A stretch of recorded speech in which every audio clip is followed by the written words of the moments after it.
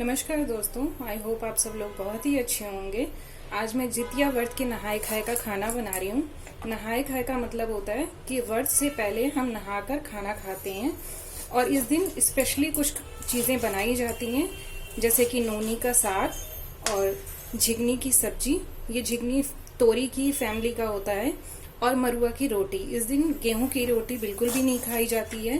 तो चलिए मैं आज आपके साथ शेयर करूंगी इन सब की रेसिपी और साथ साथ में बताऊंगी आपको कि जितिया व्रत क्यों किया जाता है और इसको सबसे पहले किसने किया था और कैसे किया जाता है।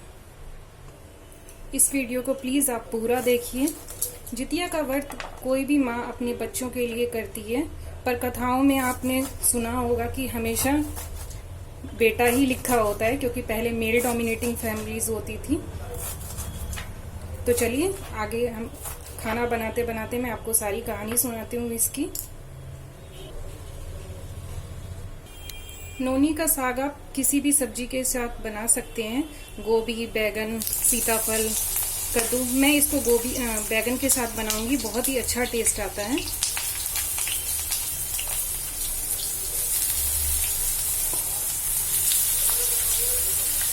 बैगन को हम हल्का हल्का फ्राई कर लेंगे। जितिया का व्रत महाभारत के टाइम से ही किया जाता है। महाभारत के युद्ध के अंत में अश्वत्थामा ने ब्रह्मास्त्र छोड़ा था, जिसकी वजह से उत्तरा, जो कि अभिमन्यु की पत्नी थी, उसका पुत्र जो होता है वो मृत पैदा होता है। ब्रह्मास्त्र के प्रभाव से वो मरा हुआ पैदा होता है। तब उत्तरा, सुभद्रा जो कि अर्जुन की पत्नी थी, तीनों ने, उत्तरा, सुभद्रा और द्रौपदी, तीनों ने व्रत किया था, अन्न जल को त्याग दिया था। तब श्री कृष्ण जी ने दर्शन देके उत्तरा के पुत्र को जीवित कर दिया था। इसीलिए इसे बहुत लोग जीवित पुत्रिका के नाम से भी बोलते हैं, मतलब पुत्र को जीवित करने वाला व्रत। ये व्रत बच्चों की खुशहाली, सेहतमंदी के लिए किया जाता है, उनकी लंबी आयु के लिए करती है। बैगन फ्राई हो गया, तो हम इसको निकाल लेंगे।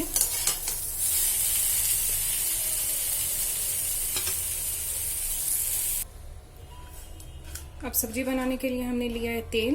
तेल में हम डालेंगे पंचफोरन, एक तेजपत्ता, एक प्याज। अब इसमें हम आलू डाल देंगे। आप लोगों को लग रहा होगा कि नहाए खाए के खाने में प्याज और लहसुन, पर जितिया के नहाए खाए में आप कुछ भी खा सकते हैं, पर नोनी का साग और झिगनी की सब्जी मस्त है, ये खाना ही खाना है।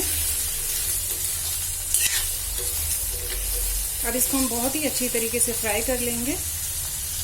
ये व्रत सबसे ज्यादा यूपी और बिहार में किया जाता है।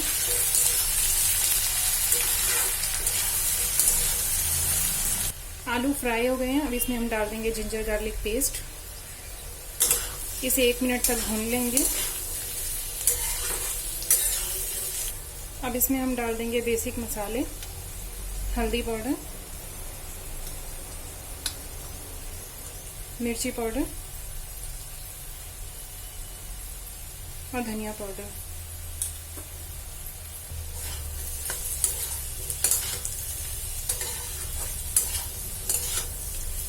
एक मिनट हम इसका मसाला जो है वो भून लेंगे।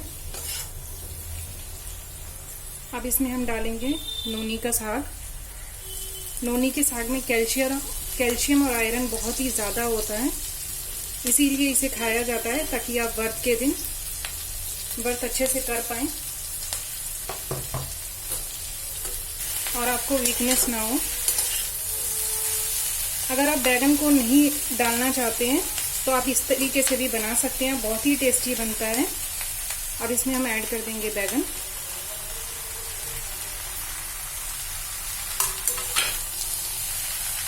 साथ ही साथ इसमें हम डाल देंगे स्वाद अनुसार नमक। ये जो नोनी का साग है, ये आपको सिर्फ जितिया के व्रत के टाइम पे ही मिलता है, तो अगर आप व्रत नहीं भी करते हैं तो भी बना के खाइए, ये बहुत ही हेल्दी होता है।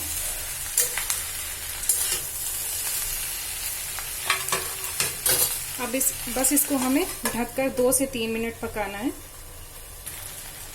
3 मिनट हो गए हैं, सब्जी हमारी ऑलमोस्ट पक चुकी है।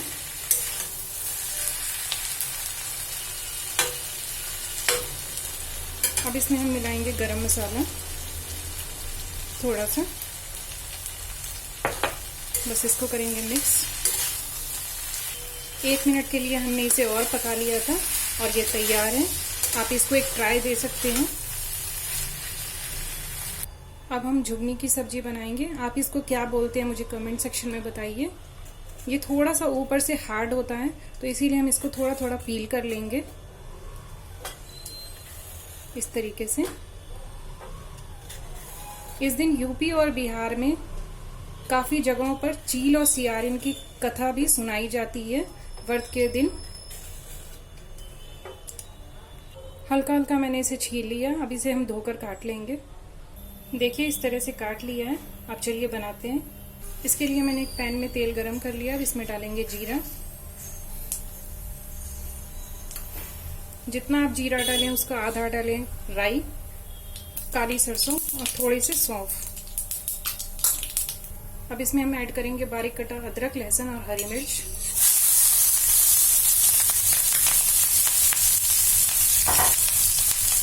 एक कटा प्याज। प्याज को हमें जलाना नहीं है, बस कुछ सेकंड्स के लिए पकाना है। पिंक होने से पहले ही हमें इसमें मसाले ऐड करने हैं। लाल मिर्च पाउडर, हल्दी पाउडर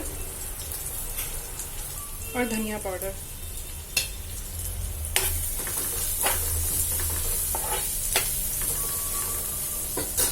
साथ ही साथ इसमें हम थोड़ा सा पानी ऐड कर देंगे ताकि मसाला जले नहीं। मसाले को हम भून लेंगे। चील और सियारिन की कथा में ये बताया गया है कि चील एक पीपल के पेड़ के ऊपर रहती है और सियारिन जो बगल में झाड़ी होती है उसमें रहती है। तो चील और सियारिन देखती है कि गांव की जितनी भी औरतें होती हैं वो जितिया का व्रत करती हैं, तो उनको ये चीज बहुत ही अच्छी लगती है। तो वो दोनों आपस में बात करके अपने बच्चों के लिए ये व्रत रखते हैं। चील बहुत ही श्रद्धा से व्रत रखती है और सियारिन क्या करती है कि जिस दिन व्रत करना होता है उस दिन उसे रात में बर्दाश्त नहीं होता बिल्कुल भी, उसे बहुत भूख लग जाती है। तो उसी नगर में एक किसी की मृत्यु हुई होती है तो वो देख के उसको खाने का मन कर जाता है, क्योंकि सियारिन और जो चील होते हैं ये तो मांसाहारी होते हैं। तो सियारिन छिप के उसको खा लेती है और चील जब उसकी आवाज सुनती है खाने की तो सियारिन से पूछती है चील कि तुम खाना खा रही हो, तुमने अपना व्रत तोड़ दिया है।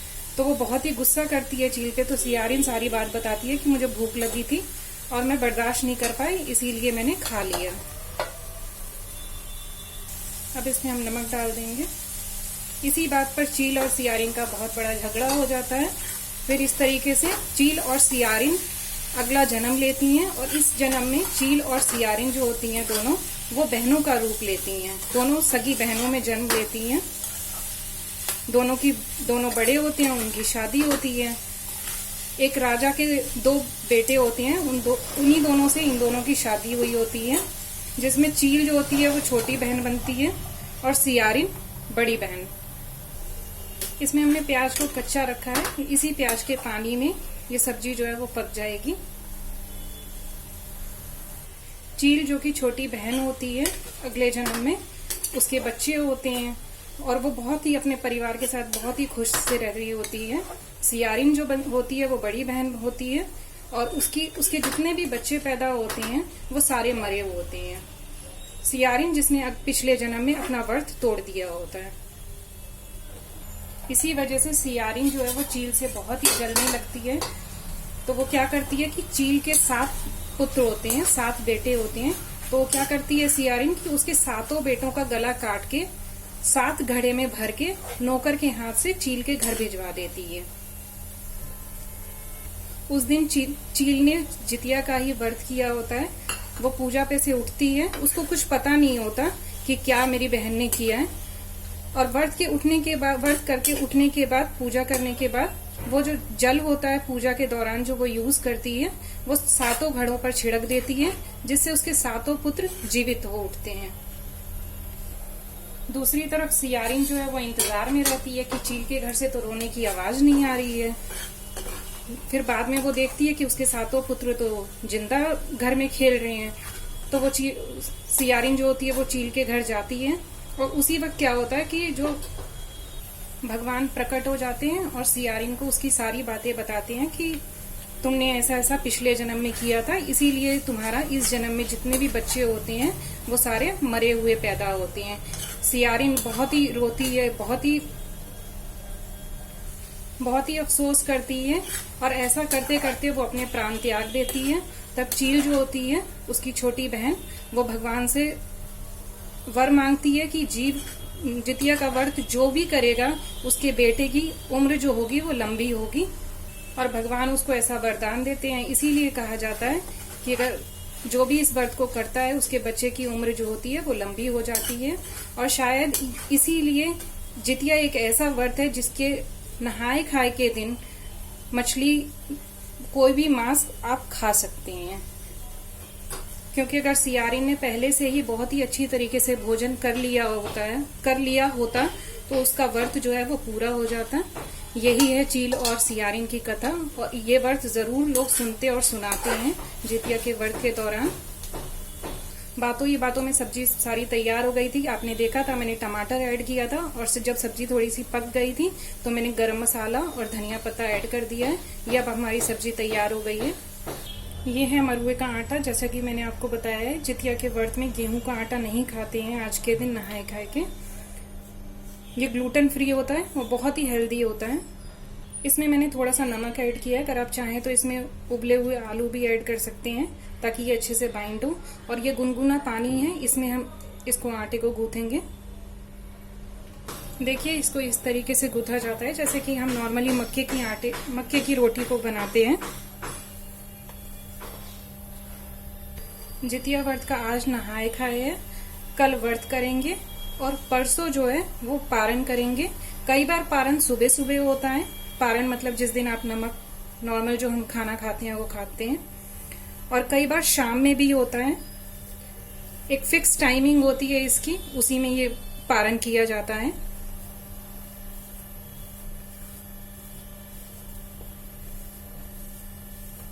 इस तरीके से आप इसकी रोटी बनाइए।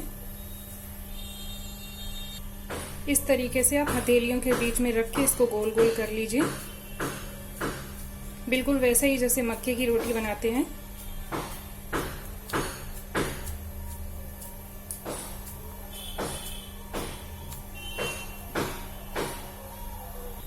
तवा गरम हो गया, अब इसको डाल देंगे इस पे। आप इसको स्लो फ्लेम पे धीरे धीरे पकाइए वरना ये कच्ची रह जाएगी। देखिए मरुआ की रोटी तैयार हो गई है। इसके ऊपर हम हल्का हल्का सा घी लगा देंगे।